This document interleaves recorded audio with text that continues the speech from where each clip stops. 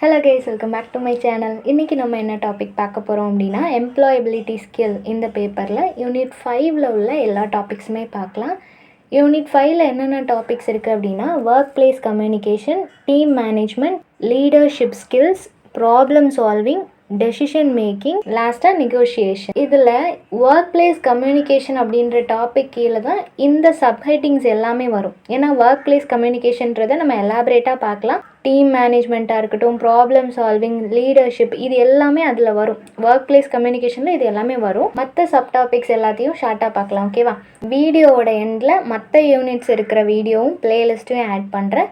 So அந்த videos பார்க்காதவங்களும் அதை போய் செக் பண்ணி பார்த்துக்கோங்க. ஓகேவா? ஃபர்ஸ்ட் டாபிக் என்ன? Work place communication. Work place communication அப்படின்றப்போ யார் யாருக்குள்ளே அந்த கம்யூனிகேஷன் இருக்குன்றதை ஃபர்ஸ்ட் எழுதிக்கோங்க.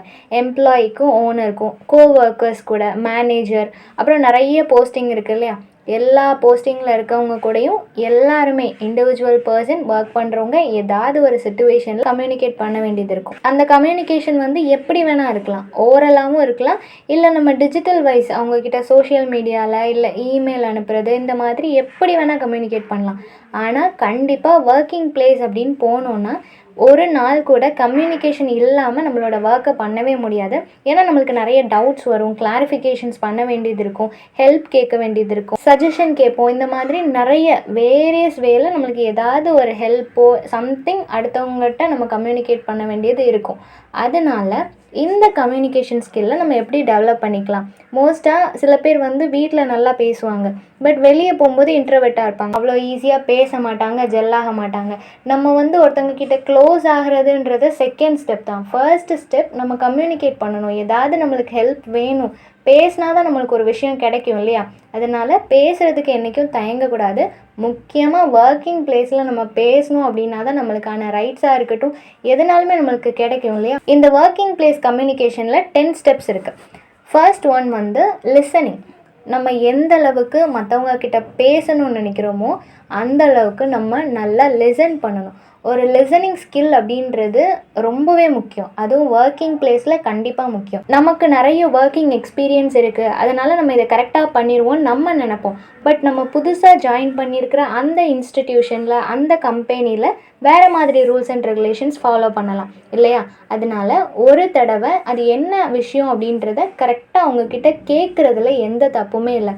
நெக்ஸ்ட்டு ஒருத்தங்க கிட்ட கம்யூனிகேட் பண்ணும்போது, இப்போ ஒரு மீட்டிங், ப்ரெசன்டேஷன் இந்த மாதிரிலாம் அட்டென்ட் பண்ணுறோன்னா நம்மளுக்கு நிறைய டைவர்ஷன்ஸ் இருக்கும். ஃபேமிலி ப்ராப்ளம் இருக்கலாம், இல்லை ஒர்க்கிங் பிளேஸ்லேயே நம்மளுக்கு பிடிக்காத ஒருத்தவங்க கூட அந்த ப்ரெசன்டேஷன் பண்ணலாம். இருந்தாலும் நம்மளோட ஒர்க் என்னென்னா லிசன் பண்ணணும். அதனால் எந்த ஒரு டிஸ்ட்ராக்ஷனும் இல்லாமல், எந்த ஒரு நெகட்டிவிட்டியும் ஸ்ப்ரெட் பண்ணாமல் ரொம்ப பாசிட்டிவாக லிசன் பண்ணணும். ஏன்னா அது நம்மளுக்காக தான் அந்த மீட்டிங் அட்டென்ட் பண்ணுறோமே தவிர அந்த ப்ரெசென்ட் பண்ணுறவங்களுக்காக நம்ம அட்டென்ட் பண்ணல. நம்மளோட நாலேஜ் கெயின் பண்ணிக்கணும். இந்த கம்பெனியில் சர்வே ஆகணும் அப்படின்னா நம்மளுக்கு இந்த பர்டிகுலர் நாலேஜ் தேவை.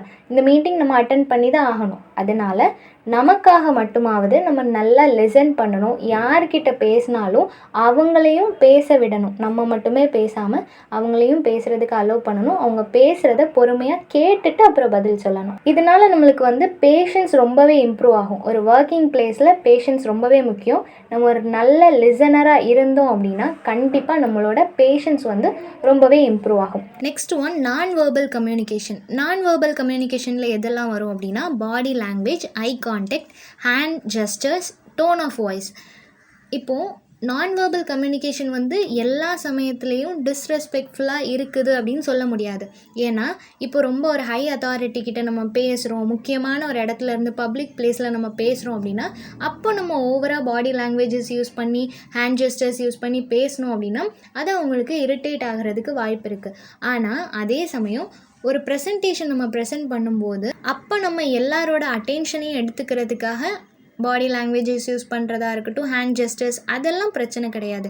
நம்ம ஒரு விஷயம் இண்டிவிஜுவலாக ப்ரெசென்ட் பண்ணுறோம், பேசுகிறோம், அப்போது ரொம்பவே நீட்டாக பாடி லாங்குவேஜ் யூஸ் பண்ணி பேசுகிறோம் அப்படின்னா அது பிரச்சனை இல்லை. பட் மற்றவங்க கிட்ட பேசும்போது கொஞ்சம் கான்ஷியஸாக பேசணும்.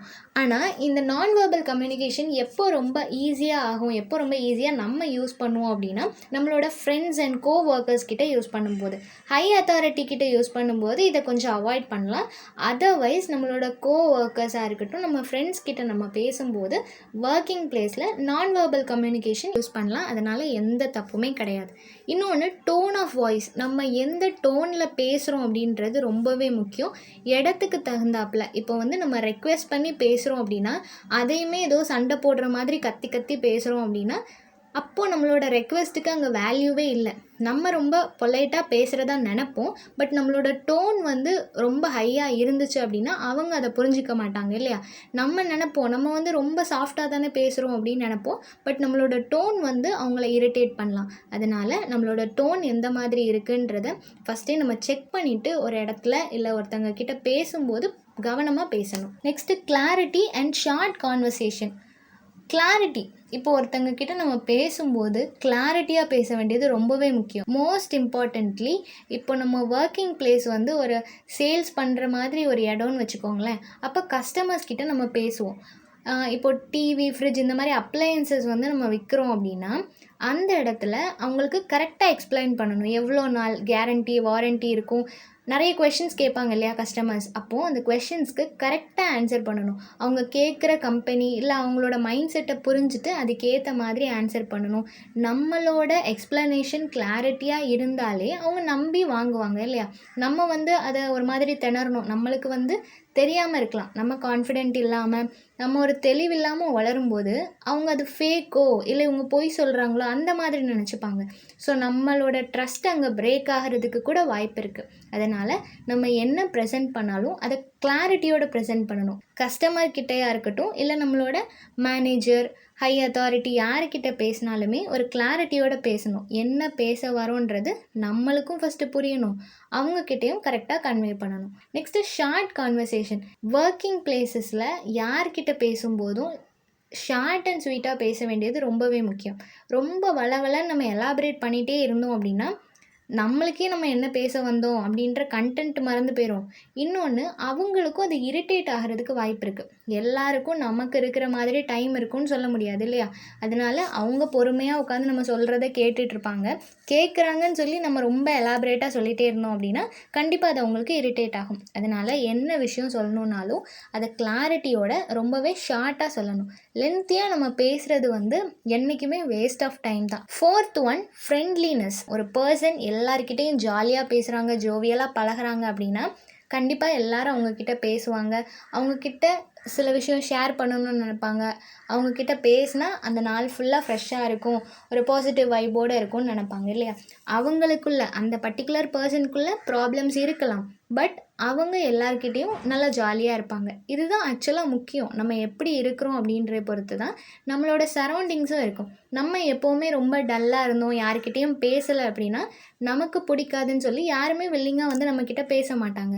ஸோ நம்ம எல்லாருக்கிட்டேயும் ஜெல்லாக ட்ரை பண்ணோம் அப்படின்னா எல்லாருமே நம்மக்கிட்ட ஆட்டோமேட்டிக்காக பேசுவாங்க. ரொம்ப கேஷுவலாக பழகணும் அப்படின்னா தான் நமக்கு ஒரு ப்ராப்ளம்னு வரும்போது அவங்க ஹெல்ப் பண்ணுவாங்க. யாருக்கிட்டேயுமே பேசாமல் இருக்கிறோம், யாருக்கிட்டேயும் நம்ம ஜெல் ஆகலை அப்படின்னா நமக்கு எதுவும் டவுட்டுன்னா நம்ம கேட்க முடியாது, நம்மளுக்கு ஏதாவது ஹெல்ப் வேணும்னா கேட்க முடியாது. அதனால் எல்லாருக்கிட்டேயும் ஒரு நல்ல ஹெல்தியான ரிலேஷன்ஷிப் மெயின்டைன் பண்ணணும். ஃப்ரெண்ட்ஷிப் க்ரியேட் பண்ணுறதுக்கு ஒரு நல்ல ஸ்டார்டிங் பாயிண்ட்டாக இருக்கிறது எப்போவுமே ஒரு ஸ்மைலோடு இருக்கணும் ஃபேஸில். ஒர்க்குக்கு வரும்போதே ரொம்ப டல்லாக வரக்கூடாது. கண்டிப்பாக எல்லாருக்குமே ஃபிசிக்கல் ப்ராப்ளம் இருக்கும், யாருக்கும் ஃபிசிக்கல் ப்ராப்ளம் இல்லாமல் இருக்காது. ஏன்னா ஒர்க் பண்ணும்போது நம்மளுக்கு கண்டினியூஸாக ஒர்க் பண்ணிகிட்டே இருப்போம். சம்டைம்ஸ் ரெஸ்ட்டே இல்லாமல் கூட ஒர்க் பண்ணுவோம். இருந்தாலும் மார்னிங் ஒர்க்குக்கு வரும்போது கொஞ்சம் ஃப்ரெஷ்ஷாக வரணும். ஃபேஸில் ஒரு ஸ்மைலோட ஃப்ரெஷ்னஸோடு வந்தோம் அப்படின்னா கண்டிப்பாக அந்த ஒரு கான்ஃபிடென்ட் அந்த என்டையர் டேயையும் கடந்து போகிறதுக்கு ஹெல்ப் பண்ணும். நெக்ஸ்ட்டு, நம்ம ரொம்ப டல்லாக இருக்கும்போது அடுத்தவங்க நம்மளை என்கரேஜ் பண்ணணும், நம்மளை மோட்டிவேட் பண்ணணும்னு நினைப்போம் இல்லையா? அதே மாதிரி நம்மளோட கோவொர்க்கர் யாராச்சும் டல்லாக இருக்கிறாங்க அப்படின்னா நம்ம அவங்கள என்கரேஜ் பண்ணணும். நம்மளை எப்படிலாம் மற்றவங்க கேர் பண்ணிக்கணும், என்கரேஜ் பண்ணணும், மோட்டிவேட் பண்ணணும்னு நினைக்கிறோமோ அதே மாதிரி நம்ம மற்றவங்களுக்கு என்கரேஜ் பண்ணோம், மோட்டிவேட் பண்ணோம் அப்படின்னா கண்டிப்பாக அந்த கம்பெனியே ஒரு மாதிரி நல்ல வைபோடு இருக்கும். ஓகேவா? ஸ்க்ரீனில் உங்களுக்கு ஜஸ்ட் டாபிக்ஸ் மட்டும்தான் கொடுத்துருக்கேன். ஸோ நான் எதுவும் அன்னெசரியாக எந்த எக்ஸ்ப்ளனேஷன் எதுவுமே உங்களுக்கு கொடுக்கல. நான் சொல்கிறது எல்லாத்தையுமே நீங்கள் கண்டினியூஸாக நோட்ஸ் எடுத்துகிட்டே வந்தீங்கனாலே உங்களுக்கு போதும். ஓகேவா? ஸோ ஒவ்வொரு டாபிக் கீழேயும் நான் சொல்கிற பாயிண்ட்ஸ் எல்லாத்தையுமே நோட்ஸ் எடுத்துகிட்டே வாங்க. அந்த பாயிண்ட்ஸ் எல்லாம் எழுதினாலே போதும். அது போக உங்களுக்கு ஏதாவது எக்ஸாம்பிள்ஸ் தோணுது, அதை எழுதணும்னு நினச்சிங்கன்னா அதையும் எழுதுங்க. Next confident. ஒர்க்கிங் பிளேசஸில் ஒரு கம்யூனிகேஷனுக்கு முக்கியமான விஷயம் என்னென்னா கான்ஃபிடென்ட். நம்ம இப்போ ஒர்க்குக்கு ஜாயின் பண்ணுறோம், நம்மளோட ஃபர்ஸ்ட் டே. ஸோ கண்டிப்பாக ஹை அத்தாரிட்டி, மேனேஜர் யாரையாவது நம்ம மீட் பண்ண வேண்டியது இருக்கும். அந்த சமயத்தில் எந்த ஒரு ஃபியரும் இல்லாமல் கான்ஃபிடென்ட்டோடு அவங்கள போய் மீட் பண்ணணும். ஏன்னா நம்மளுக்கு ஜாப் இப்போ கன்ஃபார்ம் ஆயாச்சு, இதுக்கப்புறம் நம்ம இங்கே தான் ஒர்க் பண்ண போகிறோம். ஸோ நம்ம ரொம்ப அப்படி கரேஜியஸாக போய் அவங்கக்கிட்ட ரொம்ப கேஷுவலாக ஹாய் சொன்னோம் அப்படின்னா அவங்களுக்கும் ஒரு கான்ஃபிடென்ட் வரும். ஓகே, இவங்க நல்லா ஒர்க் பண்ணுவாங்க அப்படின்னு சொல்லிட்டு. நம்ம ஸ்டார்டிங்லேயே ரொம்ப பயந்தோம் அப்படின்னா அது நம்மளுக்கு மைனஸ் ஆகிறதுக்கு சான்சஸ் இருக்குது. அவங்க நம்மளை தப்பாக ஜட்ஜ் பண்ணுறதுக்கு வாய்ப்பு இருக்குது. நம்மளுக்குள்ளே நிறைய டேலண்ட் இருக்கும், ஆனால் இந்த ஒரு சின்ன கான்ஃபிடென்ட் இல்லாத விஷயத்தினால நம்மளை அவங்க தப்பாக ஜட்ஜ் பண்ணுவாங்க. இவங்களுக்கு எதுவுமே முடியாது அப்படின்னு சொல்லி அவங்க நினைக்கலாம் இல்லையா? அதனால ரொம்ப கான்ஃபிடென்ட்டாக இருக்கணும். இன்னொன்று, நம்ம வீக்காக இருக்கிற மாதிரி அவங்களுக்கு தெரிஞ்சுது அப்படின்னா நம்மளுக்கு நிறைய ஒர்க் கொடுப்பாங்க. ஒர்க் ப்ரெஷர் ஜாஸ்தி ஆகிறதுக்கு வாய்ப்பு இருக்குது. ஏன்னா நம்ம நிறைய பேச மாட்டோம் இல்லையா? கான்ஃபிடென்ட்டாக இவன் எதுவுமே பேச மாட்டான் அப்படின்னு சொல்லி தெரிஞ்சிருச்சுன்னா நம்மளுக்கு ஒர்க் ப்ரெஷரை இன்னும் ஜாஸ்தி பண்ணுவாங்க. நம்ம பேசாமல் இருக்கும்போது, கான்ஃபிடென்ட்டாக ஒரு விஷயத்தை எடுத்து வைக்காத போது நம்மளுக்கு ஒர்க் ப்ரெஷர் இன்னும் ஜாஸ்தி ஆகிட்டே தான் போகுமே தவிர கம்மியாகாது. ஸோ நம்மளுக்காக தேவைப்படுற இடத்துல எல்லாத்துலேயும் நம்ம கான்ஃபிடென்ட்டாக பேசணும். எப்போவுமே ஒரு கான்ஃபிடென்ட் கம்யூனிகேஷன் இருந்துச்சுன்னா நம்மளுக்கான ப்ராப்ளம்ஸ் எல்லாத்தையும் நம்மளே சால்வ் பண்ண முடியும். யாரோட ஹெல்ப்புமே நம்மளுக்கு தேவைப்படாது. ஸோ எப்போவுமே நம்மளோட கான்ஃபிடென்ட் லெவல் ஹையாக இருக்குதான்னு சொல்லி பார்த்துக்கணும். ஆனால் ஓவர் கான்ஃபிடென்ட்டும் இருக்கக்கூடாது. அதுவும் ரொம்ப தப்பு. அதுவும் நம்மளை தப்பாக லீட் பண்ணிட்டு போகிறதுக்கு சான்சஸ் இருக்குது. டீம் ஒர்க் கொடுத்துருக்காங்கன்னா அதில் எனக்கு எல்லாம் தெரியும்னு சொல்லி நம்ம ஏதாவது ஒர்க் பண்ணி வச்சுருப்போம், ஆனால் அது தப்பாகிடுச்சு அப்படின்னாலும் அதுவும் ஒரு பெரிய மைனஸ் ஆயிரும் இல்லையா? அதனால் ஓவர் கான்ஃபிடென்ட் இருக்கக்கூடாது, பட் செல்ஃப் கான்ஃபிடென்ஸ் இல்லாமலும் இருக்கக்கூடாது. 6th ஒன் எம்பத்தி. எம்பத்தினா நம்மளை சுற்றி இருக்கிறவங்களோட ஃபீலிங்ஸை நம்ம அண்டர்ஸ்டாண்ட் பண்ணிக்கணும். அவங்களோட ஃபீலிங்ஸ்க்கும் ஒப்பீனியனுக்கும் நம்ம ரெஸ்பெக்ட் கொடுக்கணும். ஏன்னா நம்ம சொல்கிறது தான் கரெக்டு அப்படின்னு எப்போவுமே நம்ம இருக்கக்கூடாது. மற்றவங்க சைடில் எப்போவுமே அடுத்தவங்களோட ஷூஸில் நின்று பாருங்கள் அப்படின்னு சொல்லுவாங்க இல்லையா? ஒரு பர்சன் நம்மக்கிட்ட எவ்வளோ தான் அவங்களோட கதையை சொன்னாலும் அந்த ரோலில் நம்ம இருக்காத வரைக்கும் அது பெரிய மேட்டராக நம்மளுக்கு தெரியவே செய்யாது. நம்மளோட கஷ்டம்தான் பெருசாக தெரியும். பட் என்றைக்கு அவங்களோட ரோலை நம்ம ப்ளே பண்ணுறோமோ அப்போ நம்மளை விட அவங்க ரொம்ப கஷ்டப்படுறாங்கன்றது நம்மளால் புரிஞ்சுக்க முடியும். அதனால் எப்போவுமே அடுத்தவங்களோட இமோஷன்ஸ்க்கு இம்பார்ட்டன்ஸ் கொடுக்கணும். நம்மளால் முடிஞ்ச ஏதாவது ஒரு ஹெல்ப் அவங்களுக்கு பண்ணலாம். சம்டைம்ஸ் ஃபினான்ஷியலாக ப்ராப்ளம் இருக்கும், அப்போ நம்மளால் ஹெல்ப் பண்ண முடியாது. பட் அவங்களுக்கு சொல்யூஷன் சொல்லலாம் இல்லையா? நம்ம அதே மாதிரி ஏதாவது எக்ஸ்பீரியன்ஸ் பண்ணியிருப்போம். ஸோ நம்ம எப்படி அதிலேருந்து வெளியே வந்தோன்னு சொல்லி அவங்களுக்கு ஒரு ஐடியா கொடுக்கலாம், சஜஷன் கொடுக்கலாம். இந்த மாதிரி நம்மளை சுற்றி இருக்கிறவங்க எல்லாருக்கூடையும் கம்யூனிகேட் பண்ணி அவங்களுக்கு இருக்கிற ப்ராப்ளம் என்னன்னு தெரிஞ்சுட்டு அதுக்கேற்ற மாதிரி சொல்யூஷன் கொடுக்கணும். கொஞ்சம் கேரிங்கோட எல்லாருக்கிட்டையும் பேசணும். 7th one open minded. சில பேர் நினைப்பாங்க எப்போவுமே அடுத்தவங்க பிரச்சனை நம்மளுக்கு எதுக்கு, அந்த மாதிரி இல்லாமல் யாராவது ஒருத்தங்க இல்லை டீம் மெம்பர்ஸ் ப்ராப்ளமில் இருக்காங்க அப்படின்னா அவங்கக்கிட்ட போய் பேசணும். எல்லா ப்ராப்ளத்தையும் ரொம்ப நேரோவாக பார்க்காம வைடாக பார்க்கணும். அதுக்கு ஏதாவது சொல்யூஷன் இருக்கான்னு சொல்லி தேடணும். ஏதாவது ப்ராப்ளம் வந்துருமோ அப்படின்னு சொல்லி நம்ம ஒரு விஷயம் மறைப்போம், ஆனால் அந்த மறைச்சதுனால வேறு ஏதாவது ஒரு பெரிய ப்ராப்ளம் வரும். அதனால் ஒர்க்கிங் பிளேசஸில் ரொம்ப ஓப்பன் மைண்டடாக எந்த விஷயம் இருக்கோ அதை அப்படியே சொல்ல வேண்டியது ரொம்பவே முக்கியம். Next topic respect. நம்ம எல்லாருக்கும் ரெஸ்பெக்ட் கொடுக்கணும். எல்லாரையும் நம்ம ரெஸ்பெக்ட்ஃபுல்லாக ட்ரீட் பண்ணோம் அப்படின்னா தான் மற்றவங்களும் நம்மளை ரெஸ்பெக்ட்ஃபுல்லாக ட்ரீட் பண்ணுவாங்க இல்லையா? எல்லாரையும் ஈக்குவலாக ரெஸ்பெக்ட்ஃபுல்லாக ட்ரீட் பண்ணணும். அப்போ தான் அதே ரெஸ்பெக்ட் அவங்களும் நம்மளுக்கு கொடுப்பாங்க. ரெஸ்பெக்ட் அப்படின்ற ஒரு விஷயம் அது மற்றவங்க சொல்லி வரக்கூடாது. நம்மளோட ஆக்ஷன்ஸ் பார்த்து மற்றவங்க நம்மளுக்கு கொடுக்குறதா இருக்கணும் இல்லையா? அதனால் நம்ம எல்லாருக்கிட்டேயும் ப்ராப்பராக நடந்துக்கிட்டோம் அப்படின்னா கண்டிப்பாக அவங்களும் நம்மளை ரெஸ்பெக்ட்ஃபுல்லாக ட்ரீட் பண்ணுவாங்க. நம்ம இப்போ ஒரு லேபராக ஒர்க்கராக இருக்கோம் அப்படின்னா நம்மளை விட ஹை அத்தாரிட்டியில் இருக்கிறவங்க எல்லாத்தையும் நம்ம ரெஸ்பெக்ட்ஃபுல்லாக ட்ரீட் பண்ணலாம். நம்ம ஒரு லாயலான நல்ல எம்ப்ளாயியாக இருந்தோம் அப்படின்னா கண்டிப்பாக ஹை அத்தாரிட்டியில் இருக்கிறவங்களும் நம்மளை ரெஸ்பெக்ட்ஃபுல்லாக ட்ரீட் பண்ணுவாங்க. இதுவே நம்ம ஒரு ஹை அத்தாரிட்டியாக இருக்கிறோம் அப்படின்னா நம்மளுக்கு கீழே ஒர்க் பண்ணுறவங்க எல்லாத்தையும் நம்ம ரெஸ்பெக்ட்ஃபுல்லாக ட்ரீட் பண்ணணும். இந்த ரெஸ்பெக்ட் அப்படின்றது வந்து அவங்கள மரியாதையாக நம்ம நடத்துறதுல மட்டும் இல்லை, அவங்கள மோட்டிவேட் பண்ணலாம், அப்ரிஷியேட் பண்ணலாம். ஒரு நல்ல விஷயம் ஒருத்தங்க பண்ணுறாங்க அப்படின்னா அது யாராக இருந்தாலுமே அப்ரிஷியேட் பண்ணலாம். அவங்களுக்கு வந்து எதுவுமே வாங்கி கொடுக்கல, எதுவுமே ஸ்பெண்ட் பண்ணல, பட் நம்மளோட சின்ன அப்ரிஷியேஷன், அந்த வேர்ட்ஸ் அவங்கள இன்னும் எனர்ஜெட்டிக்காக ஒர்க் பண்ண வைக்கும். அதனால நம்மளை சுற்றி இருக்கிறவங்க யாராக இருந்தாலும் ஒரு நல்ல ஒர்க் பண்ணுறாங்க அப்படின்னா அவங்கள அப்ரிஷியேட் பண்ணணும், எல்லாரையும் ரெஸ்பெக்ட்ஃபுல்லாக ட்ரீட் பண்ணணும். Next one, feedback. எல்லார்கிட்ட இருந்தும் ஃபீட்பேக் வாங்கணும், கொடுக்கணும். ஃபீட்பேக் வாங்குறது மூலமாக நம்மளே இம்ப்ரூவ் பண்ணிக்க முடியும், நம்மளை சுற்றி இருக்கிறவங்களையும் இம்ப்ரூவ் பண்ணிக்க முடியும். ஃபீட்பேக் அப்படின்றது வந்து ரிட்டன் ஃபார்மேட்டில் எழுதி கொடுக்குறது அந்த மாதிரிலாம் கிடையாது. ஓரலாகவே அவங்கக்கிட்ட சொல்லலாம், நீங்கள் நல்லா ஒர்க் பண்ணுறீங்க, இந்த விஷயம் வந்து மைனஸாக இருக்குது, அதை இம்ப்ரூவ் பண்ணிக்கோங்க அப்படின்னு சொல்லி ஏதாவது ஒர்க்கர்கிட்ட நம்ம சொன்னோம் அப்படின்னா கண்டிப்பாக அவங்க வந்து அதை நெக்ஸ்ட் டைம் மாற்றிப்பாங்க. அதே மாதிரி ஓனர்கிட்ட நம்ம பேசலாம், இந்த மாதிரி எங்களுக்கு சேலரியில் இஷ்யூ இருக்குது, அதை கொஞ்சம் நீங்கள் சேஞ்ச் பண்ணிங்கன்னா நல்லாயிருக்கும், ஒர்க்கிங் டைம் சேஞ்ச் பண்ணுங்கள். இப்படி நம்மளுக்கு இருக்கிற ப்ளஸ் அண்ட் மைனஸை வந்து ஓரலாகவும் நம்ம ஷேர் பண்ணிக்கலாம். இல்லை அஃபிஷியலாக போகிறதா இருந்தால் அவங்களுக்கு மெயில் அனுப்புறது, இல்லை கம்பெனியில் இருக்கிற அந்த ஹை அத்தாரிட்டியே வீக்லி ஒன்ஸ் இல்லை மந்த்லி ஒன்ஸ் ஏதாவது ஒரு ஃபார்ம் மாதிரி கம்பெனியில் இருக்கிற குட் அண்ட் பேடை வந்து ஒரு ஃபார்ம் மாதிரி ஆன்லைனில் அவங்க சப்மிட் பண்ணுற மாதிரி கூட வைக்கலாம். எல்லாமே கம்பெனியோட இம்ப்ரூவ்மெண்ட்டுக்கு ஒரு நல்ல ஸ்டெப்பாக இருக்கும். ஏன்னா ஃபீட்பேக் அவங்கக்கிட்ட இருக்கிற ப்ளஸ் அண்ட் மைனஸ் தெரிஞ்சால் தான் எதை இம்ப்ரூவ் பண்ணணும், எதை வந்து சேஞ்ச் பண்ணிக்கணுன்றது தெரியும் இல்லையா? ஸோ எம்ப்ளாயி, அத்தாரிட்டியில் இருக்கிறவங்க அப்படின்னு சொல்லி எந்த வித்தியாசமும் இல்லாமல் எல்லார்கிட்டையும் ஈக்குவலாக ஃபீட்பேக் வாங்கணும், கொடுக்கணும். ப்ளஸ் எல்லாம் இம்ப்ரூவ் பண்ணணும், மைனஸ் எல்லாம் சேஞ்ச் பண்ணிக்கவும் ட்ரை பண்ணணும். ஜஸ்ட்டு ஃபீட்பேக்ஸ் வாங்கிக்கிட்டே இருந்தால் மட்டும் போதாது, அதை ப்ராப்பராக ஹேண்டில் பண்ணவும் செய்யணும். லாஸ்ட்டாக, பிக்கிங் த ரைட் மீடியம். இது வந்து ஒரு கம்யூனிகேஷன் ப்ராசஸ் தான். அதாவது இப்போ நம்ம யாருக்கிட்ட எப்படி கம்யூனிகேஷன் பண்ணணும் அப்படின்றது இருக்குது. இப்போ நம்மளோட ஃப்ரெண்டு ஒருத்தங்கக்கிட்ட நம்ம பேசணும்னு வச்சுக்கோங்களேன், எந்த டைமில் வேணால் நம்ம கால் பண்ணுவோம் இல்லையா? அதுவே ஒரு ரெஸ்ட்ரிக்ஷன்ஸ் இருக்கிற ஒரு ஃப்ரெண்ட் அப்படின்னா குறிப்பிட்ட டைமுக்கு அப்புறம் கால் பண்ண மாட்டோம். ஸோ யாருக்கிட்ட எப்படி பேசணும், எப்படி கம்யூனிகேட் பண்ணணுன்றது நம்மளுக்கு தெரியும். இதே மாதிரி ஒர்க்கிங் பிளேஸில் வந்து இப்போ நார்மலாக ஒரு மேனேஜரை பார்க்கணும், அவங்கக்கிட்ட பேசணும் அப்படின்னா டேரெக்டாக அவங்க கேபினுக்கு போவீங்க. பியூன் யாராவது இருக்காங்க, அவங்கக்கிட்ட பெர்மிஷன் கேட்டுட்டு தான் போகணும் அப்படின்னா அவங்கக்கிட்ட சொல்லுவோம், அவங்க சொன்னதுக்கப்புறம் போவோம். இல்லை அப்படின்னா டோர் நாக் பண்ணிவிட்டு வெயிட் பண்ணுவோம்.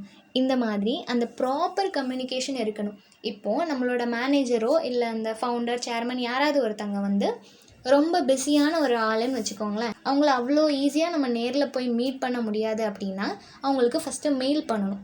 எப்போ நீங்கள் ஃப்ரீயாக இருக்கீங்க, உங்ககிட்ட நான் பேசணும் அப்படின்னு சொல்லி ஒரு மெயில் பண்ணலாம், இல்லை மெசேஜ் பண்ணலாம். அப்போது அது வந்து ஒரு ரெஸ்பெக்ட்ஃபுல்லான வேயாக இருக்கும். அவங்க எப்போ ஃப்ரீ ஆகுறாங்களோ அப்போ அவங்களே உங்களை கம்யூனிகேட் பண்ணுவாங்க. அது இல்லாமல் அவங்க நம்பர் உங்ககிட்ட இருந்துச்சுன்னா நீங்கள் எந்த நேரத்துலையும் கால் பண்ணிங்கன்னா அது அவங்களுக்கு இரிட்டேட் ஆகும். அது எப்படி அவங்க டேரெக்டாக எனக்கு கால் பண்ண முடியும் அப்படின்னு சொல்லிட்டு. ஸோ ஒரு ரெஸ்பெக்ட்ஃபுல்லான டோனில் நம்ம அவங்கக்கிட்ட ஒரு மெசேஜ் அனுப்பணும் அப்படின்னா கண்டிப்பாக அவங்க ஃப்ரீ ஆகிட்டு நம்மளுக்கு ரிப்ளை பண்ணுவாங்க. எப்போல்லாம் நம்ம அவங்கக்கிட்ட பேசணும்னு நினைப்போன்னா, இப்போது ஜாப் ரிசைன் பண்ணணும், சேலரி இஷ்யூஸ் இருக்குது, இல்லை லீவ் வேணும், பெர்மிஷன் வேணும், இந்த மாதிரி சமயங்களில் தான் ஹை அத்தாரிட்டி கிட்ட பேசணும்னு நினைப்போம் இல்லையா? அதனால பேசும்போது டைரெக்டாக போகாமல் எந்த ஸ்டெப்ஸ்லாம் நம்ம க்ராஸ் பண்ணிவிட்டு அவங்கள கம்யூனிகேட் பண்ணணுமோ அதை கரெக்டாக பண்ணணும். இது எல்லாம் தான் ஒர்க்கிங் பிளேஸ் கம்யூனிகேஷன். 10 டாபிக்ஸையும் கிளியராக படித்து வச்சுக்கோங்க. நெக்ஸ்ட் வர டாபிக்ஸ் எல்லாமே ஷார்ட்டாக பார்த்துடலாம். பட் எல்லா டாபிக்ஸ்க்கும் இண்டிவிஜுவலாக உங்களுக்கு சப் ஹெட்டிங்ஸ் கொடுத்துருக்கேன், ஓகேவா? ஸோ அந்த ஹெட்டிங்ஸ் நீங்கள் படித்தாலே போதும். Okay, team management. டீம் மேனேஜ்மெண்ட்னா மோஸ்ட்லி ஐடி கம்பெனிஸ் அந்த மாதிரி இடங்களில் இந்த டீம் மேனேஜ்மெண்ட் வந்து நம்மளுக்கு ரொம்பவே யூஸ் ஆகும். ஏன்னா டீம் ஒர்க் தான் அங்கே நிறைய இருக்கும். ஒரு ப்ராஜெக்ட் அந்த மாதிரி சேர்ந்து பண்ணுவாங்க இல்லையா? அந்த டீம் ஒர்க்கில் அதை லீட் பண்ணுறதுக்கு ஒரு லீடர் இருப்பாங்க, அப்புறம் டீம் மெம்பர்ஸ் இருப்பாங்க. இவங்க எல்லாத்துக்குள்ளேயும் ஒரு கோஆர்டினேஷன் இருக்கணும். இந்த டீம் மேனேஜ்மெண்ட் முக்கியமாக யாருக்கு இருக்கணும் அப்படின்னா அந்த லீடருக்கு. ஏன்னா அவங்க கரெக்டாக அந்த டீமை லீட் பண்ணாங்க, மேனேஜ் பண்ணாங்க அப்படின்னா அவங்களோட கோலை கரெக்டாக அச்சீவ் பண்ண முடியும். நல்ல டீம் மேனேஜ்மெண்ட் ஸ்கில் அந்த டீமில் இருக்க எல்லாருக்கிட்டையும் இருந்துச்சுன்னா ஒரு நல்ல வேவ் லென்த் இருக்கும் இல்லையா எல்லாருக்கிட்டையும். ஸோ ஒரு டீம் ஒர்க்கோட ஒர்க் பண்ணுறதுக்கு இந்த டீம் மேனேஜ்மெண்ட் ஸ்கில் வந்து கண்டிப்பாக வேணும். சாஃப்ட் ஸ்கில் அப்படின்னு சொல்லுவாங்க. இந்த ஸ்கில் எல்லாத்தையுமே நம்ம மேனேஜ் பண்ணணும், மெயின்டைன் பண்ணோம் அப்படின்னா கண்டிப்பாக நம்மளோட டீம் வந்து என்ன அச்சீவ் பண்ணணும்னு நினைக்கிறோமோ அதை அச்சீவ் பண்ண முடியும். அந்த சாஃப்ட் ஸ்கில் என்னெல்லாம் அப்படின்னா leadership, problem solving, emotional intelligence, active listening and communication skill. இது எல்லாமே ஆல்ரெடி நம்ம பார்த்த டாபிக்ஸ் தான். ஸோ இந்த டீம் மேனேஜ்மெண்ட்லேயும் ஒரு 10 டாபிக்ஸ் இருக்குது. ஃபர்ஸ்ட் ஒன் வந்து பி டிரான்ஸ்பரண்ட். நம்ம டிரான்ஸ்பரண்ட்டாக இருக்கணும். இப்போது டீமில் உள்ள எல்லாருமே சேர்ந்து ஒரு ப்ராஜெக்ட் பண்ண போகிறோம். எல்லாருமே இன்ஃபர்மேஷன் கேதர் பண்ணுவாங்க, எல்லாரும் அனாலிஸ் பண்ணுவாங்க. அப்போது நம்ம தான் நல்ல பேர் வாங்கணும் அப்படின்னு சொல்லி ஒவ்வொருத்தரும் இண்டிவிஜுவலாக யாருக்கும் ஷேர் பண்ணாமல் பண்ணுறாங்க அப்படின்னா, ஒருத்தங்க எடுத்து அதே இன்ஃபர்மேஷன் இன்னொருத்தங்களும் கேதர் பண்ணிகிட்டு இருக்கலாம். இல்லை ஒருத்தங்க ப்ராஜெக்டில் பண்ண அதே மிஸ்டேக்கே எல்லாரும் பண்ணலாம். இந்த மாதிரி கரெக்டாக கம்யூனிகேஷன் பண்ணலை, டிரான்ஸ்பரண்ட்டாக எல்லாத்தையும் ஓப்பனப்பாக சொல்லலை அப்படின்னா நிறைய மிஸ் அண்டர்ஸ்டாண்டிங்ஸ் வரும். ஸோ இந்த மாதிரி எந்த ஒரு நெகட்டிவிட்டிஸும் இல்லாமல் ஒரு டீம் ஸ்பிரிட்டோட, இது நம்ம டீம், நம்ம இண்டிவிஜுவலாக இதில் வந்து வின் பண்ணணும், இதில் அச்சீவ் பண்ணணும், அந்த மாதிரி இல்லாமல் டீமாக சேர்ந்து நம்ம ஒர்க் பண்ணணும் அப்படின்ற டீம் ஸ்பிரிட்டோட ஒர்க் பண்ணணும். டிரான்ஸ்பரண்ட்டாக நம்ம எல்லா விஷயமும் ஓப்பனப்பாக சொன்னோம் அப்படின்னா தான் ப்ராஜெக்டை வந்து நம்மளால் கரெக்டாக முடிக்க முடியும். நெக்ஸ்ட் ஒன் வந்து எஸ்டாப்ளிஷ் குட் கம்யூனிகேஷன் ப்ராக்டிஸ். இவ்வளோ நேரம் இதை தான் பார்த்தோம் இல்லையா? ஸோ கரெக்டாக கம்யூனிகேட் பண்ணணும், கிளியராக கம்யூனிகேட் பண்ணணும், என்ன சொல்ல வரோன்றது மற்றவங்களுக்கும் புரியணும். நம்ம ஒரு நல்ல ஐடியாவோட நம்ம ப்ராக்டிஸ் பண்ணிவிட்டு அப்புறம் அடுத்தவங்களுக்கு கம்யூனிகேட் பண்ணணும். நம்ம அவங்கக்கிட்ட கம்யூனிகேட் பண்ணும்போதே நம்மளுக்கு நிறைய கிளாரிஃபிகேஷன்ஸ் இருந்துச்சு அப்படின்னா ரெண்டு பக்கமுமே ஒரு கிளாரிட்டி இருக்காது. என்ன சொல்ல வரோம் அப்படின்றத நம்ம கரெக்டாக புரிஞ்சுட்டு மற்றவங்க கிட்ட கன்வே பண்ணணும். இந்த பேப்பரை பொறுத்த வரைக்கும் ரிப்பீட்டடாக கண்டென்ட் வந்த மாதிரி தான் இருக்கும். ஏன்னா எல்லாமே ஒரே டாபிக் தான், அதுதான் சப்ஹெட்டிங்காக வந்துகிட்டே இருக்குது. நம்ம நிறைய எழுதணுமே அப்படின்றதுக்காக தான் பாயிண்ட்ஸ் ஆட் பண்ணிகிட்டே இருக்கும். ஸோ ரிப்பீட்டடாக வந்த மாதிரி இருக்கும். ப்ராப்பராக படிச்சுக்கோங்க, ஓகேவா? இன்னொரு விஷயம், இந்த டீம் மேனேஜ்மெண்ட் அப்புறம் லீடர்ஷிப் ஸ்கில், இது ரெண்டுமே ஒரே டாபிக் தான். ஏன்னா இதில் இருக்கிற அதே பாயிண்ட்ஸ் தான் அதுலேயும் வரும். டீம் மேனேஜ்மெண்ட் பண்ணுறது யார்? அந்த டீமோட லீடர். லீடர்ஷிப் ஸ்கில்னால் என்னது? ஒரு பர்டிகுலர் டீமோட லீடருக்கு என்ன மாதிரியான ஸ்கில்ஸ் இருக்கணும். ஸோ ரெண்டுமே ஒரே டாபிக் தானே. ஸோ டீம் மேனேஜ்மெண்ட் ஸ்கில்லுன்னு கேட்டாலும் சரி, இல்லை லீடர்ஷிப் ஸ்கில்லுன்னு கேட்டாலும் சரி, நீங்கள் இதையே எழுதிடலாம், ஓகேவா? Next give and take feedbacks. இப்போ ஒரு டீமில் இருக்காங்க அப்படின்னா அந்த டீமோட லீடர் அந்த டீம் மெம்பர்ஸ் எல்லார்கிட்ட இருந்தும் அப்பப்போ ஃபீட்பேக் வாங்கணும். அப்போ தான் அந்த லீடர் பொசிஷனில் இருக்கிறவங்க என்னென்ன சேஞ்ச் பண்ணணும் அப்படின்றது அவங்களுக்கு தெரிய வரும். ஏன்னா ஒரு லீடர் ப்ராப்பராக இல்லை அப்படின்னா அந்த டீம் கரெக்டாகவே செயல்படாது. எப்போவுமே ஹெட்டாக இருக்கிறவங்க அவங்களுக்கான ரெஸ்பான்சிபிலிட்டிஸ் எல்லாத்துலேயும் கரெக்டாக இருக்கணும். ஸோ டீம் மெம்பர் எல்லார்கிட்ட இருந்தும் அவங்க அடிக்கடி ஃபீட்பேக்ஸ் வாங்கணும். அதே மாதிரி டீமில் இருக்கிறவங்களுக்கும் இந்த டீம் லீடர் வந்து அடிக்கடி ஃபீட்பேக் கொடுக்கணும். அது ரிட்டன் ஃபார்மேட்டில் இருக்கணுன்ற அவசியம் இல்லை. ஓவராலாக அவங்க நல்லது பண்ணும்போது அப்ரிஷியேட் பண்ணணும், அவங்க தப்பு பண்ணாங்கன்னா அதை பாயிண்ட் அவுட் பண்ணி ரெக்டிஃபை பண்ண சொல்லணும். ப்ராப்ளம் சால்விங், ஒரு டீமில் லீடராக இருக்கிறவங்களுக்கு இருக்க வேண்டிய இம்பார்ட்டண்ட்டான ஒரு குவாலிட்டி என்ன அப்படின்னா ப்ராப்ளம் சால்வ் பண்ண தெரிஞ்சவங்களாக இருக்கணும். ஏன்னா டீமில் வந்து நிறைய பேர் இருப்பாங்க, ஒவ்வொருத்தங்களும் ஒவ்வொரு விதமாக இருப்பாங்க. ஒரு ப்ராப்ளம்னு வருதுன்னா ஒவ்வொருத்தங்களும் அவங்களோட சஜஷனை எடுத்து வைப்பாங்க. எல்லாத்துலேயும் கண்டிப்பாக ஒரு கான்ஃப்ளிக்ட் வர்றதுக்கு வாய்ப்பு இருக்குது. இது எல்லாத்தையும் டேக்கிள் பண்ணுற விதத்தில் அந்த லீடர் இருக்கணும். எல்லாரோட ஒப்பீனியனையும் கேட்கணும். ரொம்ப முக்கியமாக அந்த லீடர் வந்து ப்ராப்ளம் சால்வ் பண்ணும்போது ஒன் சைடடாக பேசக்கூடாது. ஏன்னா டீம் லீடர் அப்படின்றவங்க வந்து ரெண்டு பேரையும், இப்போது டீம் வந்து 2 குரூப்பாக இருக்குது அப்படின்னாலுமே அந்த டீம் லீடர் 2 பேரையும் ஈக்குவலாக ட்ரீட் பண்ணணும். எல்லாரும் அக்செப்ட் பண்ணுற மாதிரியான ஒரு சொல்யூஷன் கொடுக்கணும். ஸோ ஒரு ப்ராப்ளம் வருது அப்படின்னா அதை எப்படி ஹானஸ்ட்டாக டீல் பண்ணணுன்றது அந்த லீடருக்கு தெரிஞ்சிருக்கணும். ஹானஸ்டி இல்லை அப்படின்னா அவங்க லீடராக இருக்கிறதுக்கான தகுதியே கிடையாது.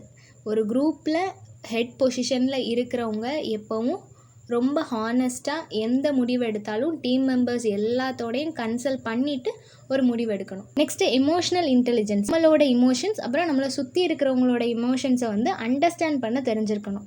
டீம் மேனேஜ்மெண்ட் அப்படின்னு வர்றப்போ டீமில் உள்ள எல்லா மெம்பர்ஸ்க்கும் அவங்களோட கோவொர்க்கர்ஸோட மென்டாலிட்டி தெரிஞ்சிருக்கணும். அதே மாதிரி டீம் லீடருக்கும் குரூப்பில் இருக்கிற எல்லா மெம்பர்ஸோட அவங்க எந்த மாதிரி மைண்ட் செட்டில் இருக்கிறாங்க, அவங்களோட எமோஷன்ஸ் என்ன, பர்சனல் லைஃப் எப்படி இருக்குது, எல்லாத்த பற்றியும் தெரிஞ்சிருக்கணும். சில பேர் வந்து ஈஸியாக யார்கிட்டையும் எதையும் ஷேர் பண்ண மாட்டாங்க. அப்படி இருக்கும்போது அவங்கக்கிட்ட அஸ் அ டீம் லீடராக இவங்க போய் பேச ட்ரை பண்ணலாம். அவங்க ஒரு வேளை ஷேர் பண்ணாங்க அப்படின்னா அவங்களுக்கு ஏதாவது சொல்யூஷன் கொடுக்கலாம். இல்லை இவங்களால சொல்யூஷனே தெரியலனாலும் அவங்கள கன்சோல் பண்ணுற மாதிரியாவது பேசலாம்.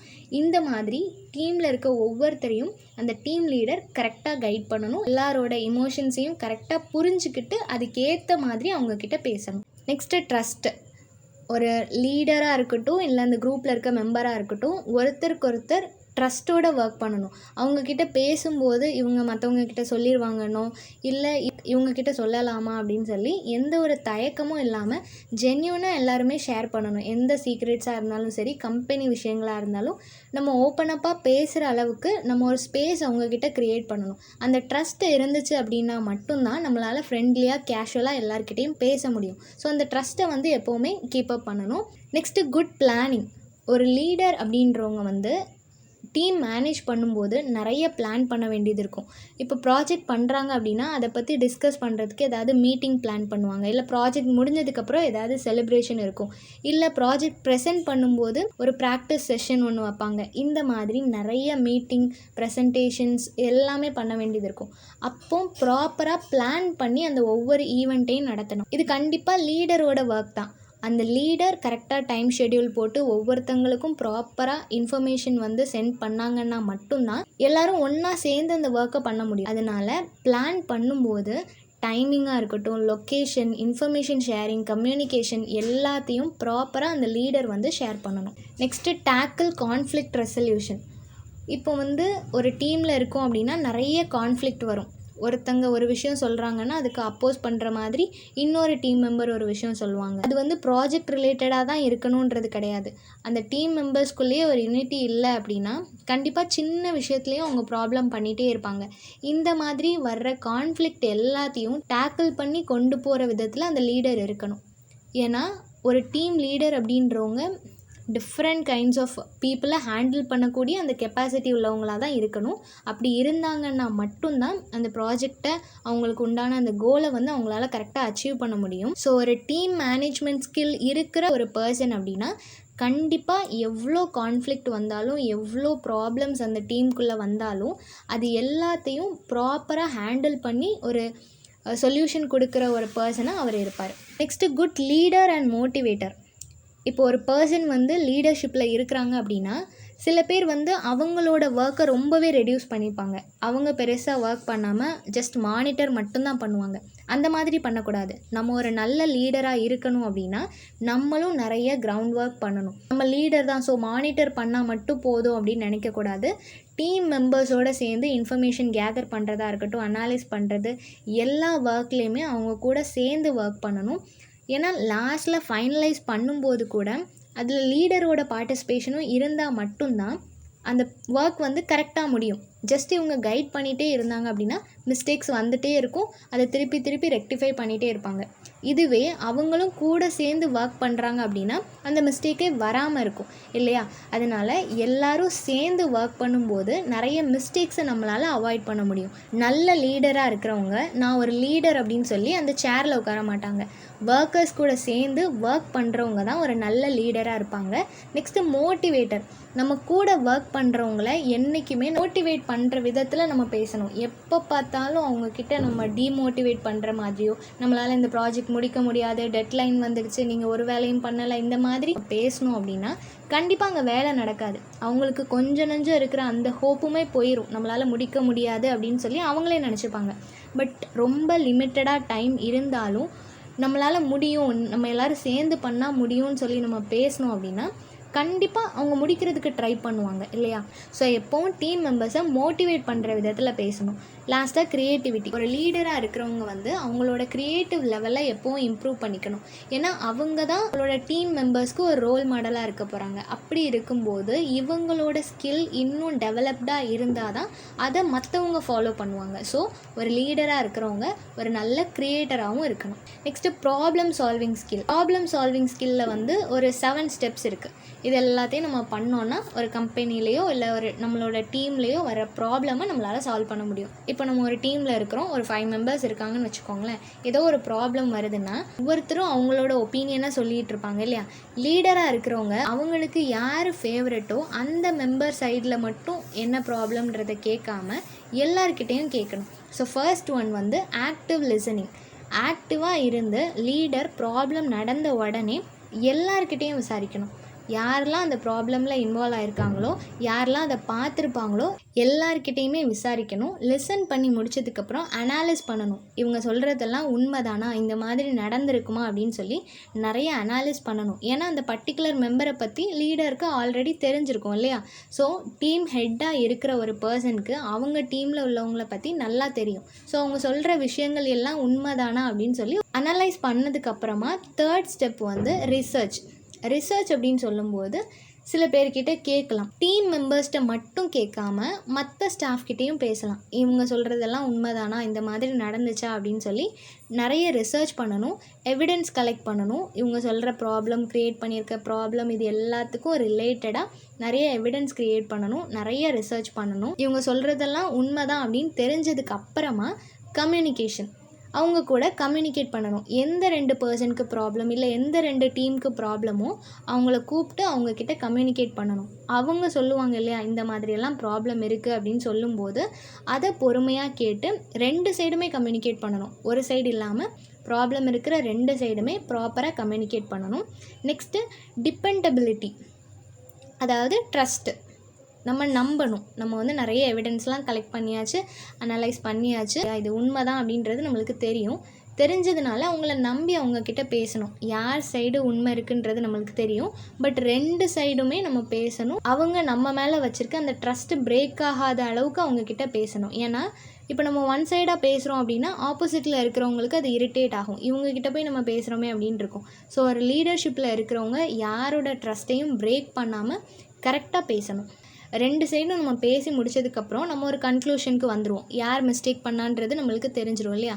ஸோ அப்போ நம்ம ஒரு டெசிஷன் எடுக்கணும். லாஸ்ட்டாக எந்த பர்சன் தப்பு பண்ணாங்களோ அவங்களுக்கு பனிஷ்மெண்ட் கொடுக்கலாம். இல்லை அவங்கள வேலையிலேருந்து டிஸ்மிஸ் பண்ணுறதா, அவங்களுக்கு ஏற்ற அந்த பனிஷ்மெண்ட் நம்ம கொடுக்கலாம். அதே மாதிரி இது வந்து ப்ராஜெக்டில் ஏதாவது ப்ராப்ளம் இல்லை சால்வ் பண்ணுற மாதிரி ஏதாவது ஒரு ப்ராப்ளம் அப்படின்னா கண்டிப்பாக அதுக்கு சொல்யூஷன் கண்டுபிடிச்சதுக்கு அப்புறமா எல்லா டீம் மெம்பர்ஸ்கிட்டையும் பேசிட்டு எல்லாரும் அக்செப்ட் பண்ணாங்கன்னா அந்த ஒரு சொல்யூஷனை அப்ளை பண்ணி அந்த ப்ராப்ளம் சால்வ் பண்ணணும். Next decision making. இதில் 5 ஸ்டெப்ஸ் இருக்குது. ஃபர்ஸ்ட் ஒன் வந்து இமோஷனல் இன்டெலிஜென்ஸ் ஆல்மோஸ்ட் எல்லா டாபிக்ஸ்லையுமே வருது இல்லையா?